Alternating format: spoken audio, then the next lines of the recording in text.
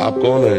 मैं रमेश, मैं तो एक शरीर हूँ, मैं एक शरीर हूँ, तो शरीर के हिसाब से देखता हूँ ईश्वर। तो हम वार्ता नहीं कर पाएंगे आपसे, क्योंकि आप शरीर है। अध्यात्म की वार्ता आत्म स्वरूप से होती है, शरीर से नहीं होती। शरीर तुम नासवान मलमूत्र का भांड एक दिन जला दिया जाएगा, मानते हो ना? सही बोलिए, सही बोल रहे हो। सही बोला तो सही पकड़ो ना, फिर सही पकड़ो।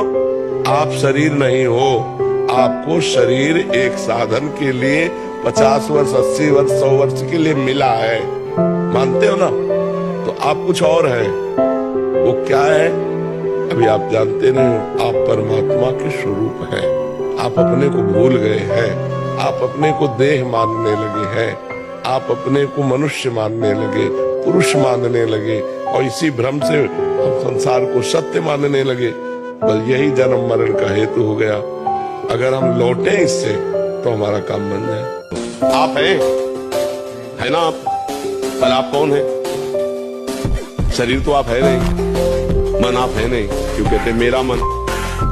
आप अपने को जब बोलेंगे तो मैं बोलेंगे, तो अब मैं लगा करके तुम शरीर में बोलो तो अभी खत्म हो जाएगा। आपकी बात अभी हम काट देंगे। मेरा शरीर कहा जाता है, मैं शरीर कभी नहीं कहा जाता। मेरा हाथ, मेरी आंख, मेरा नाक, मेरा कान, मेरा माथा, पूरा ढांचा मेरा शरीर। तो तुम कौन हो? ये शरीर नहीं। मेरा मन, अंदर घुसो, तुम नहीं। मेरा स्वभाव, तीनों शरीर तुम नहीं। तो तुम हो कौन? अपने को तो जान नहीं पाए, भगवान को कैसे तुम जान पाओ?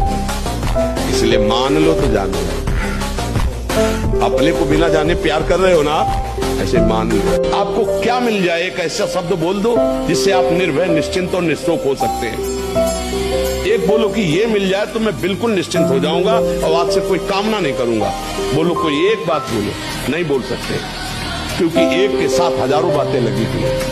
एक केवल वो है कि परमात्मा मिल जाए तो फिर सब होता। जिसके पाने के बाद कुछ पाना बाकी नहीं रहता, जिसके जानने के बाद कुछ जानना बाकी नहीं रहता, और जिसको अनुभव करने के बाद कोई भय नहीं रहता। देखो, साधक हो इसलिए हम तुम्हें बता रहे, से पकड़ना।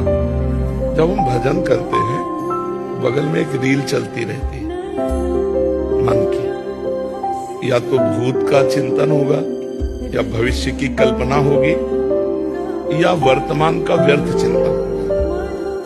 एक रील अपने आप चलती है, वो मन की है। जब तक वो निर्मल नहीं होगा तब तक वो फेंकता रहेगा जो उसमें भरा हुआ है। जब हम गुरु मंत्र जपते हैं, या भगवत ध्यान करते हैं, या ब्रह्म विचार करते हैं, तो साइड में वो अपने विचार फेंकता रहता है मन। अब हमें उन विचारों पर ध्यान न देकर न राग करना है न द्वेष, निरंतर गुरु प्रदत्त मंत्र और नाम का जप करें तो धीरे धीरे जो मन की वृत्तियां हैं, काम आदि क्रोध आदि की, ये शांत हो जाएंगी।